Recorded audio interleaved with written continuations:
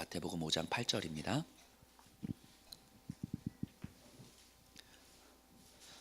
우리 한 절 우리 함께 읽겠습니다. 시작. 마음이 청결한 자는 복이 있나니 그들이 하나님을 볼 것임이요. 아멘. 자, 오늘 이렇게 여섯 번째 복은요, 마음이 청결한 자는 복이 있나니 저희가 하나님을 볼 것임이요, 이렇게 이야기를 합니다. 자, 세 가지가 나와요. 마음의 문제가 나오고요, 청결의 문제가 나오고요, 하나님을 보는 것의 문제가 나와요. 이 세 가지를 우리가 좀 다뤄볼 텐데요. 마음의 문제, 청결의 문제, 하나님을 보는 것. 자, 기독교는요, 마음의 문제를 다룹니다. 이거 매우 단순한 것 같지만 분명히 아셔야 돼요. 모든 악은 마음에서 나오고 하나님을 향한 순결한 삶도 마음에서 나와요. 기독교는 마음을 다룹니다. 그래서 이 마음을 신앙의 중심의 문제로 여기지 않는다면 우리는 기독교적 신앙으로부터 멀어질 수밖에 없어요. 이 마음을 우리 신앙의 중심의 문제로 다루지 않으면 우리는 신앙으로부터 멀어질 수밖에 없다고요. 예수님은요, 신앙을 마음의 문제로 다루지 않는 사람들에게 분명히 말씀하셨어요. 바로 바리새인들, 당시 종교 지도자들이었죠. 그들은 그들이 배운 율법을 얼마나 잘 지키는가, 사람들에게 얼마나 거룩한 모습으로 보이는가, 비교될 만큼 탁월한 삶을 살아가는가, 이런 것들을 신앙의 중심으로 놓고 살아갔던 사람들인 거죠. 하지만 그들의 마음엔 하나님의 마음이 없었던 거예요. 하나님의 마음이. 주일날 제가 설교하면서도 이런 말씀을 드렸어요. 우리 안에 마음 깊은 곳을 끊임없이 살피면서 점검해야 되는 거예요. 우리가 이렇게 하지 않으면 결국은 우리가 무엇을 행하는가, 우리가 얼마나 탁월하게 살아가는가, 얼마나 남들과 비교해서 멋진 삶을 살아가는가, 이거에 신앙의 포인트를 줄 수밖에 없는 거죠. 그래서 오늘 새벽에인가요? 어제 새벽인가 제가 이렇게 말씀드렸어요. 기독교는요, 우리가 무엇을 행하는가에 포인트가 있는 것이 아니라 우리가 어떤 존재인가, 여기에 포인트가 있는 거예요. 그러니까 기독교는 무엇을 행하는가가 중심이 아니란 말이죠. 우리가 어떤 존재인지를 분명히 알면 자연스럽게 행함의 문제는 나오는 거죠. 그러니까 이 당시 종교 지도자들에게 있어서는 이 마음의 문제를 다루지 않는단 말이죠. 그 하나님이 우리를 바라보시는 그 마음이 그들에게는 없었어요. 예수님이 십자가에서 우리를 바라보시는 그 마음이 없었다고요. 그 긍휼함의 마음이 없었다고요. 이 긍휼함이라는 건 비참한 삶, 죄 가운데 사는 삶의 원인을 그에게 돌리지 않는 마음이잖아요. 이게 하나님이 우리를 바라보시는 마음이죠. 우리가 죄 가운데 비참하게 살아가지만 그 원인을 우리에게 돌리지 않으시잖아요. 누구에게 돌리셨어요? 예수님에게 돌리셨잖아요. 당신의 아들 예수님에게 그 원인을 돌리심으로 죄의 대가를 치르게 하신 거죠. 그게 긍휼하심인 거죠. 긍휼하심. 우리가 비참하게 살아가고 죄 가운데 살아가지만 그 원인을 우리에게 묻지 않으시기 때문에 우리를 인내하고 우리를 기다려주시고 우리를 안고 사랑해 주실 수 있는 거예요. 그러니까 우리가 관계를 맺을 때도 똑같은 거잖아요. 내 마음에 안 들어. 근데 내 마음에 안 드는 그 원인을 저 사람에게서 찾지 않는 거예요. 내 마음에 안 드는 그 사람에게서 그 원인을 찾지 않는 거예요. 그러면 얼마든지 기다릴 수 있죠. 이 사람을 얼마든지 기다리고 받아들이고 용납하고 사랑할 수 있는 거죠. 그럴 수 없는 이유는 뭐냐면 원인을 그 사람에게 찾기 때문인 거죠. 네가 잘못했고, 네가 이랬고, 네가 이랬고, 네가 이랬고, 여기서 원인을 찾기 때문에 그 사람을 용납 못하는 거죠. 왜냐하면 나는 그 사람을 사랑하지 않는 충분한 이유가 있기 때문에. 이게 긍휼하지 않은 거예요. 이런 게 긍휼함이라는 것은 그 원인을 그에게 묻지 않는 것. 그래서 사랑하고 기다리고 안아줄 수 있는 거죠. 그러니까 누구라도 판단하거나 정죄하거나 그 잘못을 묻거나 이러지 않는다는 거예요. 하나님은 우리를 향하여서 그 어떤 책임도 묻지 않으시고 그 어떤 판단도 않으시고 우리를 정죄하지도 않으시고 그냥 그 비참하고 죄 있는 모습이지만 그 모습 그대로 기다리시고 그대로 안아주신 거죠. 이걸 긍휼함이라고 이야기한단 말이죠. 그게 하나님의 마음이에요. 그 하나님의 마음을 품었다면 그 바리새인들이 그 삭개오를 바라보고 세리들을 바라보고 가늠한 여인들을 바라보면서 그들을 말없이 안아줬을 거라고요. 그들을 판단하지 않고 안아줬을 거라고요. 근데 그들은 그 긍휼함이 없어요. 그러니까 탁월한 자신들의 삶에 비추어서 그들을 판단하고 있는 거죠. 이게 하나님의 마음이에요. 그 마음이 신앙의 중심이라고요. 기독교 신앙의 중심. 긍휼은요 어떤 행동으로 드러나지만 그 행동 자체가 긍휼한 마음을 의미하지는 않는 거죠. 그러니까 끊임없이 우리는 우리의 마음을 점검하고 살펴야 되는 거예요. 계속 수시로 아침에도 살피고 오후에도 살피고 저녁에도 살피고 살피셔야 되는 거예요. 그러니까 주일날 제가 옆에 가면 도망가지 마세요. 도망가지 제가 가서 요즘 마음이 좀 어떠세요? 이렇게 물어보면 그냥 이렇게 답변할 준비를 하셔요. 자, 우리의 마음을요 살피셔야 돼요. 이 마음을 살피지 않으면요 우리의 연약함은 끊임없이 우리의 생각과 우리의 감정과 우리의 행동으로 나를 다시 보게 돼요. 그래서 우리의 마음의 힘이 없으면 내가 얼마나 열심히 했는지로 이 정도면 된 거 아닌가? 라고 스스로 만족하면서 간다고요. 상대적으로 비교하면서 내가 이 정도면 남들보다 좀 더 했지 정도로 이제 만족하면서 간다고요. 근데 그런 게 기독교 신앙의 중심이 아니라는 걸 아셔야 되는 거예요. 그거는 그냥 도덕적으로 열심히 사는 삶인 거예요. 하지만 우리는 지금 기독교를 다루고 있는 거잖아요. 신앙의 문제를 다루고 있는 거잖아요. 이 신앙의 중심은 우리의 마음을 점검하는 거죠. 그래서 마음을 살피지 않는 신앙은 종교 행위일 뿐인 거예요. 종교 행위. 종교 행위는요 결국 나를 드러내는 것이고 다른 이를 판단하게 됩니다. 영적 우월주의에 빠지는 거예요. 이 영적 우월주의라고 하는 것은 내가 기도를 얼마나 했는데 아니 새벽 예배도 안 나오는 사람들이 말이야. 뭐 이런 게 일종의 영적 우월주의인 거죠. 그러니까 누가 봐도 누가 봐도 우리가 인간들이 볼 때 하나님 앞에서든 사람 앞에서는 저 사람은 참 괜찮은 거야.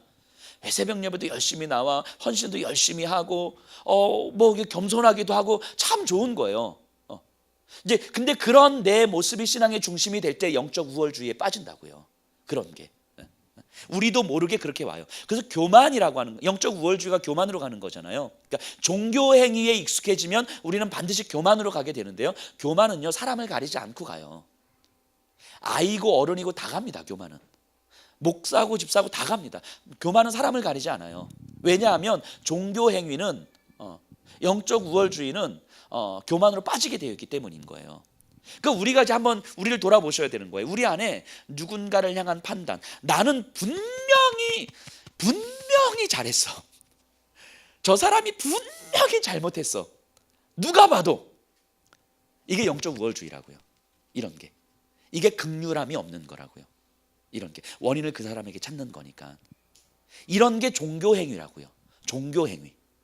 우리는 지금 신앙을 다루고 있어요. 복음을 다루고 있다고요. 종교를 다루는 게 아니고. 자, 그럼 이게 마음이에요. 기독교 신앙의 중심이에요. 그럼 이 마음이 청결하다는 것은 말을 풀어가면 아무것도 숨겨진 것이 없이 열려 있는 상태인 거예요. 이거를 이렇게 영어로 그 싱글리스라는 표현을 쓰는데 이렇게 일심으로 전심으로 마음이 두 마음으로 나누어지지 않는 이런 의미거든요. 그러니까 진실한 숨겨진 것이 없는 상태. 제가 지난주인가 지지난주 금요 예배 때 두 마음에 대한 이야기를 했었어요. 자, 두 마음이라는 건 뭘 의미한다고 그랬습니까? 내 안에 두 가지 마음이 있다는 걸 의미하는 게 아니라 최종 판단자가 내가 되는 상태. 그래서 하나님의 말씀도 있고 내 욕망도 있는데 지금은 하나님의 말씀을 따라가는 게 좋은 것 같고 지금은 내 욕망을 따라가는 게 좋은 것 같고 이 둘 사이를 저울하는 내가 최종 판단자가 되는 상태. 이게 두 마음이에요. 이게 두 마음. 그럼 한 마음이라는 건 뭐예요? 일심, 전심이라는 건 뭐예요? 최종 판단자가 내가 아니라 하나님임을 인정하는 거죠. 내 삶의 최종 판단자가 하나님인 거예요. 그건 내 욕망, 내 감정, 내 생각, 내 경험, 내 옳음 이런 것이 판단의 근거가 아니고 하나님의 말씀이 판단의 근거예요. 하나님 제가 내 원수잖아요. 제가 원수를 미워하는 건 당연한 거 아니에요? 라고 하는 건 내 경험과 내 감정과 내 마음과 내 지식인 거고 하나님의 말씀이 판단자가 된다는 건 원수를 사랑하는 거죠. 사랑해야 되는 거예요. 단지 안 되니까 그것이 힘든 것뿐인 거지. 이해되시죠? 하나님의 말씀이 최종 판단자가 됐는데 그것을 따라가려니까 안 되니까 힘든 거지. 판단의 자리를 하나님의 말씀에 내어주는 거예요. 이게 전심인 거예요. 근데 내가 봤을 때 이건 안 되는 거야. 아무리 하나님의 말씀이어도 이건 안 되는 거야. 이런 건 두 마음인 거예요. 이런 게 두 마음이라고 하는 거예요. 마음이 청결하다고 하는 건 이 한 마음, 일심, 전심을 이야기하는 거죠. 그러니까 우리에게 있어서 가장 큰 문제는, 신앙생활에 있어서 가장 큰 문제는 우리의 마음이 분할되는 것이잖아요. 두 마음을 품는 거잖아요. 어느 순간 우리는 하나님의 말씀에 순종하면서 간다고 하지만 사실 돌아보면 내가 하나님 말씀과 욕망 사이에서 내가 하나님의 말씀을 순종하는 판단자가 돼서 순종하고 있는 모습일 수도 있는 거예요. 그러니까 나는 말씀을 따라가는 듯 하지만 사실은 내 안에서는 나도 모르게 두 마음을 갖고 있는 거죠. 이래서 마음을 살피라고 이야기하는 거예요. 자, 예수님도 말씀하셨어요. 마음으로 음란을 품으면 간음한 것이고 마음으로 형제를 미워하면 살인한 것이라고 말씀하셨어요. 자, 이 말씀의 의미가 뭐예요? 이 말씀 그대로 가면 간음하지 않은 사람이 어디 있고 살인하지 않은 사람이 어디 있어요? 그렇죠? 오늘도 한 10명은 죽이고 오셨을 텐데 우리가. 죄송해요. 저하고 비교해서 여러분들 한 8명 정도. 자, 살인하지 않고 특별하게 나쁜 짓을 하지 않는 것도 중요하지만 그것으로 신앙을 이야기할 수는 없다는 이야기예요. 예수님의 말씀은. 그것도 중요하지만 내가 특별하게 나쁜 짓을 하지 않았습니다, 내가 하나님의 말씀을 따라 순종했습니다, 이런 걸로 신앙을 이야기할 수 없다는 거라고요. 나쁜 짓을 하지 않는다는 건 사람과의 관계에서 판단하는 거잖아요. 그러니까 제가 여기 있는 성도님들과의 관계에서 제가 특별하게 나쁜 짓을 하지 않고 오히려 뭐 도움을 줬어, 이러면 좋은 거잖아요. 근데 이거는 어디서 판단하는 거예요? 사람과의 관계에서 판단하는 거잖아요. 근데 하나님은 우리의 중심을 살피신다면서요. 중심을. 그럼 하나님과의 관계는 뭐의 문제예요? 마음의 문제잖아요. 내 마음의 문제. 신앙은 하나님과의 관계 속에서 드러나는 거지 사람과의 관계 속에서 드러나는 게 아니잖아요. 하나님과의 관계가 사람의 관계로 드러날 뿐인 거지 신앙의 중심은 하나님과의 관계잖아요. 그럼 하나님과의 관계는 내 중심의 문제잖아요. 중심의 문제. 내가 살인하지 않았어의 문제가 아니라 내 마음에 살인하는, 형제를 미워하는 이 마음의 문제인 거잖아요. 하나님과의 관계는. 이해되시죠? 그러니까 내가 간음하지 않았어는 사람과의 관계고 내 안에 음란함을 품는 건 사람들은 모르잖아요. 제 안에 음란함이 있는지 없는지 모르시죠? 아시나? 있는 거 아시나? 있는 거 아시나?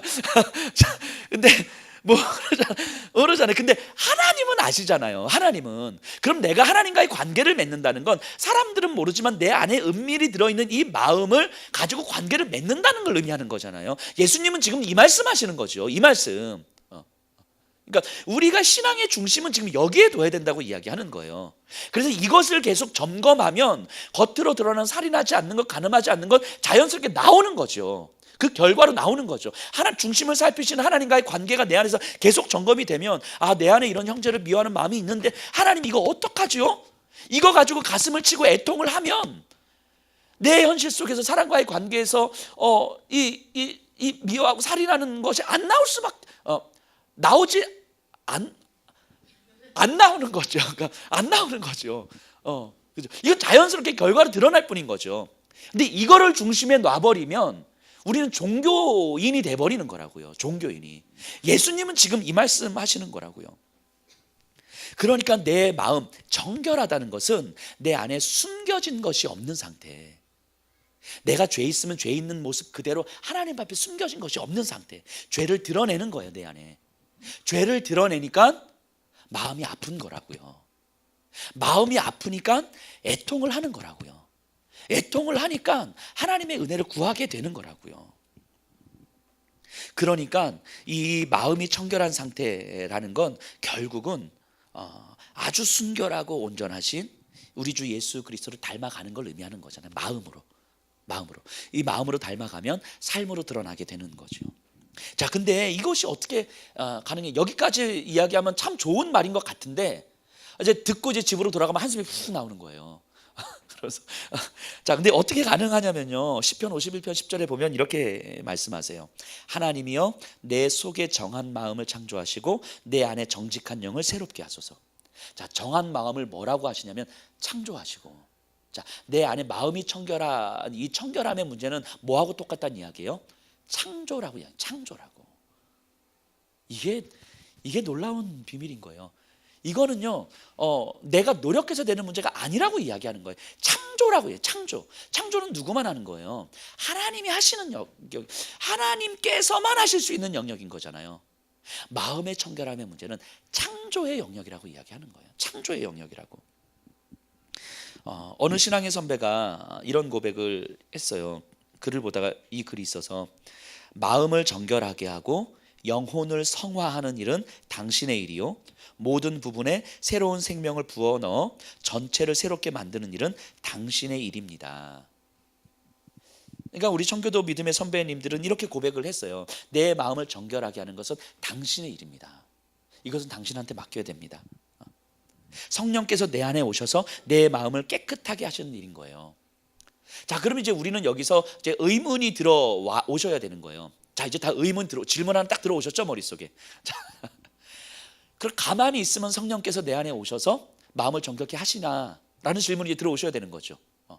물론 우리가 예수를 주로 고백하고 하나님의 자녀로 살아가고 성령 하나님께서 내 안에 계시지만 우리는 여전히 두 마음을 품기 때문에 힘든 거잖아요. 근데 이대로 그냥 살아가면 자연스럽게 하나님께서 내 안에 정결한 마음을 창조하시나? 그러진 않으시거든요.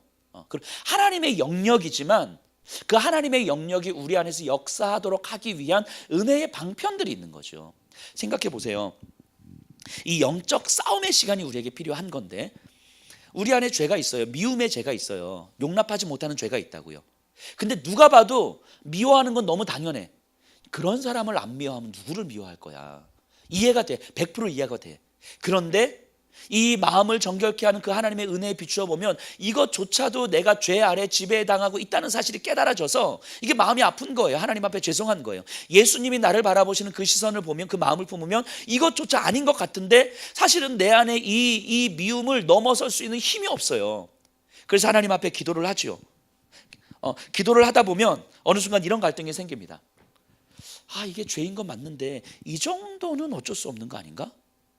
이 정도는 괜찮은 거 아닌가? 내가 정말 이렇게까지 하고 있는데 이건 누구라도, 예수님 아니고서 누구라도 이건 안 되는 거 아닌가? 또 한편으로는 그래도 이것도 죄인데 내가 이걸 넘어서고 싶은데, 이 갈등이 생기는 거죠. 이 갈등 생길 때 무엇을 기준으로 놓느냐에 따라서 결과가 엄청 달라집니다. 내 주변 그리스도인들을 기준으로 놓으면 이 정도는 괜찮은가? 이 갈등 상황에서 내 주변 그리스도인들을 보면, 아니 저 집사님도 그러시고 저 장로님도 그러시고, 아니 정말 그 새벽 예배 매일 드리고 뭐 정말 기도 많이 하시는 저 집사님도 저 정도는 하시는데 그럼 나는 괜찮지. 이게 위로가 되는 거죠. 기준을 주변의 그리스도인들로 보면. 근데 기준을 하나님의 말씀으로 놓고 보면 이 정도도 안 되는 거죠. 이해되시죠? 이 갈등의 상황을 반드시 경험하게 됩니다, 우리가. 근데 이 갈등에 무엇을 기준으로 놓고 있는가? 주변의 그리스도인들을 놓고 있는가? 아니면 말씀을 기준으로 놓고 있는가? 말씀을 기준으로 놓으면 여기서 더 기도를 하게 돼요. 기도를 하다 보면 어느 한계치에 딱 봉착하게 됩니다. 어떤 한계치냐면, 이 죄를 내 힘으로는 절대로 이길 수가 없는 거구나. 내 안에는 이 죄를 이길 수 있는 힘이 진짜 없구나. 죄와 내가 붙으면 100% 질 수밖에 없구나. 내가 이 미움을 넘어설 수 있는 힘이 없는 거구나. 이 음란함을 넘어설 수 있는 힘이 없는 거구나. 이 절대적 한계치에 딱 봉착하는 거예요. 그때 비로소 성령의 은혜가 간절해지는 거예요. 하나님 나 좀 도와주세요. 이게 아니라 내 가슴을 찢으면서 은혜를 구하는 거예요. 하나님, 예수 그리스도께서 십자가에 죽으신 것이 바로 이 죄 때문인데 내가 이 죄의 지배 아래 살아가고 있는 모습을 보건대 끔찍기도 싫은데 이 죄의 지배 아래 살아가는 것이 하나님 싫은데 내 안에 힘이 없습니다. 이 죄를 넘어서고 싶은데 힘이 없어요. 주님 도와주십시오. 더 이상은 제가 다시 예수를 십자가에 못 박는 그런 어리석은 삶을 살고 싶지 않은데 내 안에 힘이 없습니다. 주님 도와주십시오. 간절해지는 거예요. 성령의 은혜를 구하는 그 간절함이 들어오는 거죠. 그래서 이때 이 죄 때문에 가슴을 찢으면서 애통하는 거예요. 애통하고 안 되니까 금식도 하는 거고, 뭐 2시간 3시간 무릎도 꿇어보는 거고, 할 수 있는 모든 것을 다 해서 하나님 앞에 매달리는 거예요. 왜냐하면 내가 금식하는 것보다 더 힘든 게 죄의 지배 아래 살아가는 것이고, 3시간 무릎 꿇고 기도하는 것보다 더 힘든 게 죄의 지배 아래 살아가는 것임을 알기 때문에 그렇게라도 하는 거예요. 몸부림치는 거라고요. 그렇게 몸부림치는 가운데 어느 순간 성령 하나님이 내 안에 있는 죄를 훅 죽이시는 거예요. 이 영적 싸움을 통하여서 내 안에 계신 성령 하나님께서 이 죄를 훅 이기신다고요. 이게 창조예요. 창조. 예수 그리스도의 십자가의 죽으심과 부활이 창조 사건이었다면 내 안에서 성령 하나님께서 죄를 죽이시는 사건, 내 마음을 청결케 하는 사건이 창조라고요. 창조. 근데 내 안에 계신 성령 하나님께서 내 마음을 정결케 하시는 이 과정에서 우리가 해야 될 영적 싸움이 있는 거예요. 우리가 흔히 그런 말씀하시죠. 주일날 예배 드릴 때는 막 죄가 눈에 보이고 죄가 싫어서 가슴이 아픈데 다시 집으로 돌아가면 똑같아지는 거라고요. 또 주일날 와서 예배 드리면 또 그런데 또 월요일부터 똑같아져. 근데 이렇게 반복되는 삶이 목사님 지겨워요. 당연하죠. 당연하지. 그러니까 말씀을 계속 들어야 되는 거죠. 일주일에 한 번 말씀 드리니까 반복되는 건데 일주일에 3번 말씀 들어봐요. 달라지지. 당연히 달라지지. 설교 영상 한 2번 더 들으시고 뭐 새벽 예배도 좀 나와보시고 금요 예배도 나와보시고 뭐 제자반도 해보시고 수요 성석도 해보시고 안 되면 큐티도 해보시고 집에서 무릎 꿇고 기도해보시고 해보시라고요. 달라진다고요. 근데 그런 거 안 하고 주일 예배만 딱 넣으니까 그 똑같은 삶이 반복되는 거죠. 이런 게 영적 싸움이라고. 영적 싸움. 영적 싸움을 해야죠. 할 때 내 안에 계신 성령 하나님께서 창조 사역을 하신다고요. 마음을 정결케 하시는 창조 사역을 하신다고요. 그러면서 내 안에서 내 마음에 일어나는 창조의 기적을 경험하는 거죠. 기적을. 그러면요. 그러면 어느 순간 우리 안에서 환경과 상황과 상관없는 평안함이 경험이 돼요. 이 처절한 영적 싸움, 이게 쉽지 않아요. 어려워요. 제가 이렇게 막 여기서 이제 설교하면서 이야기를 하니까 하면 되겠구나라고 생각하지만 막상 해보시면요, 신앙생활 하면서 제일 어려운 것 중에 하나가 뭐냐면 시간 정해놓고 기도할 때 1년 동안 이 시간 지키는 거. 이게 진짜 어렵거든요. 막상 해보면 참 어려워. 그러니까 영적 싸움인 거예요. 하셔야죠. 그리고 잘 못하시겠으면 저한테 연락 주세요. 제가 할 수 있도록 정말 제가 옆에서 막 이렇게 막 해드릴게요. 해드릴 테니까 얼마든지. 제가 그런 거 되게 좋아해요. 자, 그러면 어느 순간 그 경험을 하면 평안해져요. 그러면서 내 안에서 일하시는 하나님을 보게 되는 거예요. 그리고 그런 나를 통해서 내 일상을 통해서 일하시는 하나님을 보게 되는 거예요. 이게 하나님을 볼 것이요 이거예요. 하나님의 형상은 막 구름 가운데 확 나타나고 이게 아니고 내 안에서 일하시는 하나님이 선명하게 느껴지는 거예요. 내 일상 속에서 상황은 똑같은데 내 마음의 창조 사역을 하신 하나님께서 내 일상을 어떻게 끌고 가시는지, 내 일상을 통하여서 나에게 하나님의 이유를 어떻게 말씀하시는지, 그러니까 내 삶은 하나님의 목적을 이루기 위해서 허락된 삶이구나 라고 하는 것이 보이는 거예요. 지금의 내 삶의 순간이 아무것도 아닌 것 같은데 어느 순간 하나님의 큰 그림의 작은 퍼즐 조각일 수 있겠구나. 이 퍼즐 조각 하나는요 사실 아무 의미 없는 퍼즐 조각일 수 있어요. 가운데 있는 퍼즐 조각 딱 하나, 이거 아무것도 없을 때 이건 아무 의미 없는 퍼즐 조각인데 퍼즐이 다 맞춰질 때 이 퍼즐 조각 하나 없으면 그림이 완성되지 않아요. 내 지금 순간이 이 퍼즐 조각 하나구나. 이것이 깨달아지는 거예요. 하나님의 일하심이구나. 이게 하나님을 볼 것이요 이거예요. 마음이 청결한 자는 복이 있나니 저희가 하나님을 볼 것이요. 우리에게 허락된 하나님의 은혜가 그거예요. 지금 우리의 삶이 때로는 힘겨울 수 있거든요. 무너질 수 있어요. 무기력해질 수 있어요. 그런데 우리의 싸움은 그러니까 열심히 내야지 이게 아니라 내 마음 가운데서 일하시는 하나님의 창조의 기적을 경험하셔야 되는 거예요. 그래서 영적인 싸움을 싸우셔야 되는 거예요. 그래서 내 안에 일하신 하나님이 우리에게 선명하게 느껴질 때에 내 삶, 지금 이 순간은 하나님의 큰 그림을 위한 작은 퍼즐 조각의 일 수 있구나. 이것이 나를 통해서 하나님께서 일하시는 거구나. 이게 보여지면요, 내 작은 감정 때문에 내 삶을 포기하지 않아요. 내 작은 이 상황 때문에 내 삶을 버리지 않는다고요. 힘겨워도요 한 걸음 내디딜 수 있는 힘이 생겨요. 우리 남은 평생 이 하나님을 볼 것이며 우리 이 고백하면서 살았으면 좋겠습니다.